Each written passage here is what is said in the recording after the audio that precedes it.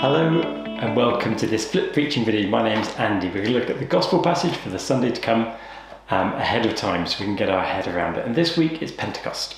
But we're going to look at John's take on Pentecost rather than what might be the typical reading of that from the book of Acts. So we're going to look at John 15, 26 to 27. Then we're going to skip a bit. I'll explain why we skip a bit. Then 16.4b, second half of verse 4 through to 15. This is the same setting as we've been in the last few weeks. Jesus talking to his disciples in their last sort of moments of time together, and Jesus preparing them for when he leaves them. So this is all about how God is going to be present with them and by extension with us, even though God's not here. So this is a really important thing to get our head around, how the Holy Spirit enables Jesus to be present with us, even though Jesus kind of isn't present with us.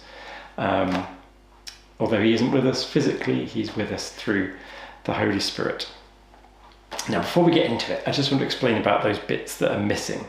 The start of chapter 16. John's gospel has been kind of added to in different stages, and it wasn't all written at the same time in a week or a month. It's been written over decades, we're pretty sure.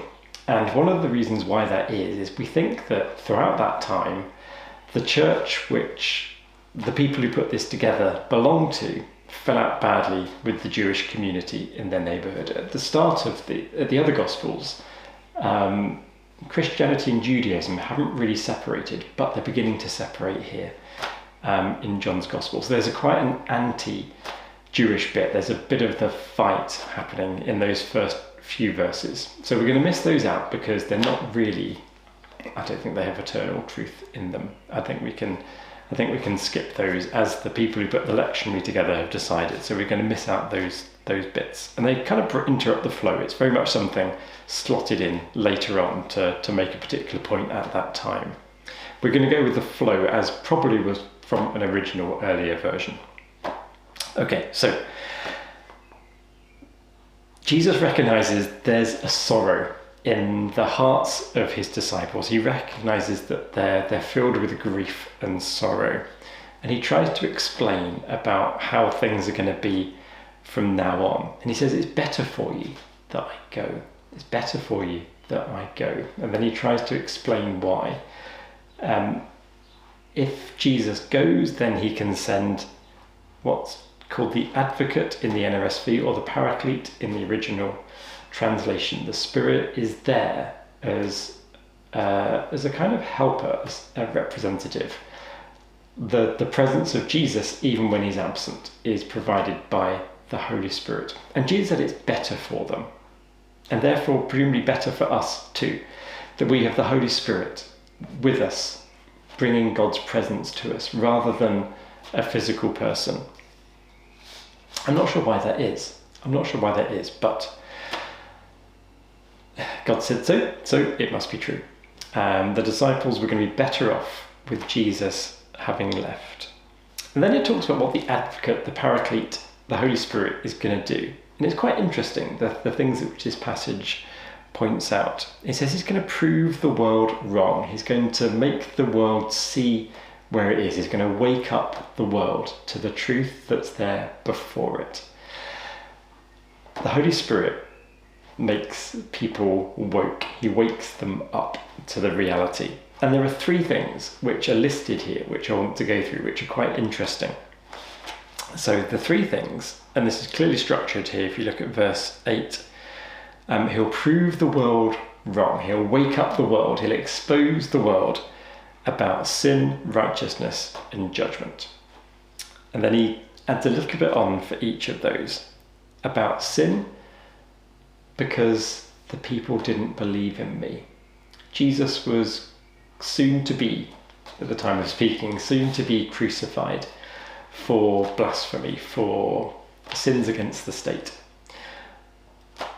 But the Spirit will make people realize that Jesus is not sinful. Jesus is the opposite of sin. Sin is kind of like an absence of God's presence, and Jesus is God. So Jesus cannot be sinful.